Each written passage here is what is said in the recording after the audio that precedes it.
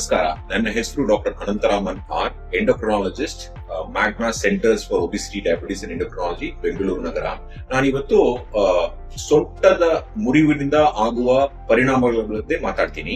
ಇವಾಗ ಯಾರಾದ್ರೂ ವಯಸ್ಸಾಗಿರೋರು, ಮನೆಯಲ್ಲಿ ವಯಸ್ಸಾಗಿರೋರು ಯಾರಾದ್ರೂ ಇದ್ರೆ, ಕೆಳಗಡೆ ಬಿದ್ದು ಸೊಂಟದ ಮೂಳೆ ಮುರಿದ್ರೆ ಅವರಿಗೆ ನೆಕ್ಸ್ಟ್ 30ರಿಂದ 1 ವರ್ಷ ಒಳಗಡೆ 20 to 25% ಮಾರ್ಟಾಲಿಟಿ, ಮೃತರಾಗೋ ಚಾನ್ಸಸ್ ಇದೆ.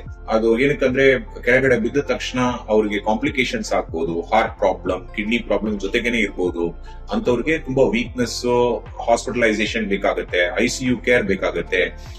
ಇದೆಲ್ಲ ಕಾರಣವಾಗಿ ವಯಸ್ಸಾಗಿ ಯಾರಿಗೆ ಕೆಳಗಡೆ ಬಿದ್ದು ಮೂಳೆ ಮುರಿಯೋ ಸಾಧ್ಯತೆಗಳು ಇದೆಯೋ ಅವರಿಗೆ ಆಲ್ಮೋಸ್ಟ್ ಮಾರ್ಟಾಲಿಟಿ ರೇಟ್ ಆಲ್ಮೋಸ್ಟ್ 30% ವರೆಗೂ ಹೋಗುತ್ತೆ ನೆಕ್ಸ್ಟ್ 1 year ಅಲ್ಲಿ. ಸೊ ಒನ್ಸ್ ಮೂಳೆ ಮುರಿದ ತಕ್ಷಣ ಇಮಿಡಿಯೇಟ್ ಆಗಿ ನಾವು ಶಸ್ತ್ರಚಿಕಿತ್ಸೆ ಮಾಡ್ಬೇಕಾಗತ್ತೆ. ಇದಕ್ಕೋಸ್ಕರ ಪೇಷಂಟ್ ನ ನಾವು ಹಾಸ್ಪಿಟಲ್ ಅಲ್ಲಿ ಸೇರಿಸಿ ಇಮಿಡಿಯೇಟ್ ಆಗಿ ಆ ಹಿಪ್ ನ ರಿಪ್ಲೇಸ್ ಮಾಡೋದು, ಇಲ್ಲ ಹಿಪ್ ನ ನೈಲಿಂಗ್ ಅಂತ ಮಾಡ್ತಾರೆ, ಅದನ್ನು ಮಾಡ್ಲೇಬೇಕಾಗತ್ತೆ. ಇದನ್ನ ಮಾಡದಿದ್ರೆ ಬೆಡ್ ರಿಡನ್ ಆಗ್ಬಿಡ್ತಾರೆ. ವಯಸ್ಸಾದವರು ಬೆಡ್ ರಿಡನ್ ಆದ್ರೆ ಹಾಸಿಗೆ ಮೇಲ್ಗಡೆ ಮಲಗೋ ತರಾನೇ ಆಗ್ಬಿಟ್ರೆ ಅವ್ರಿಗೆ ಹಾಸಿಗೆ ಮೇಲ್ಗಡೆ ಮಲಗೋದ್ರಿಂದ ಆಗೋ ಪರಿಣಾಮಗಳನ್ನ ನಾವು ನೋಡ್ಬೇಕಾಗತ್ತೆ. ಬೆಡ್ ಸೋರ್ ಆಗೋದು, ಇಲ್ಲ DVT, ಡೀಪ್ ವೇನ್ ಥ್ರಾಂಬೋಸಿಸ್ ಆಗೋದು, ಇಂಥದ್ದು ಆಗೋ ಶುರು ಆಗುತ್ತೆ.